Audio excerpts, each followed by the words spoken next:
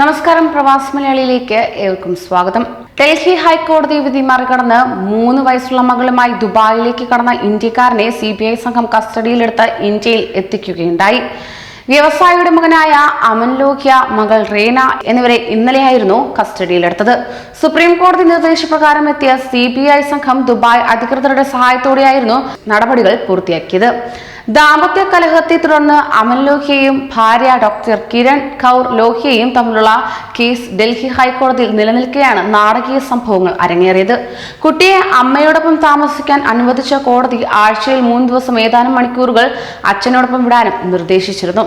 ഇയാളുടെ പാസ്പോർട്ട് പിടിച്ചുവെക്കുകയും ചെയ്തിരുന്നു. എന്നാൽ തന്നെയും കഴിഞ്ഞ വർഷം 24-ന് തന്നോടൊപ്പം വന്ന കുട്ടിയുമായി അമൻ നേപ്പാൾ വഴി ദുബായിലേക്ക് കടക്കുകയായിരുന്നു. കുടുംബ സുഹൃത്തും വീട്ടുജോലിക്കാരിയും ഒപ്പമുണ്ടായിരുന്നു. UAE നിയമമനുസരിച്ച് കുട്ടിയുടെ സംരക്ഷണം പിതാവിൽ നിക്ഷിപ്തമാണ്. കരീബിയൻ രാജ്യമായ ഡൊമിനിക്കയിൽ നിന്നുള്ള പാസ്പോർട്ട് ഉപയോഗിച്ചാണ് ഇയാൾ കടന്നുകളഞ്ഞത്.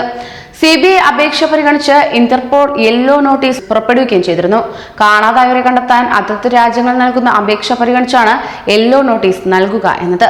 കഴിഞ്ഞ വർഷം 19-ന് പ്രതിക്കും സഹായികൾക്കുമെതിരെ CBI കുറ്റപത്രം സമർപ്പിക്കുകയും ചെയ്തു. ക്രിമിനൽ ഗൂഢാലോചന, രാജ്യത്തു നിന്നും നിയമപരമായ രക്ഷകർത്താവിൽ നിന്നുമുള്ള തട്ടിക്കൊണ്ടുപോകൽ എന്നീ കുറ്റങ്ങളാണ് ഇയാൾക്കെതിരെ ചുമത്തിയിരിക്കുന്നത്. കൂടുതൽ പ്രവാസി വാർത്തകൾക്കായി ഈ ചാനൽ സബ്സ്ക്രൈബ് ചെയ്യൂ.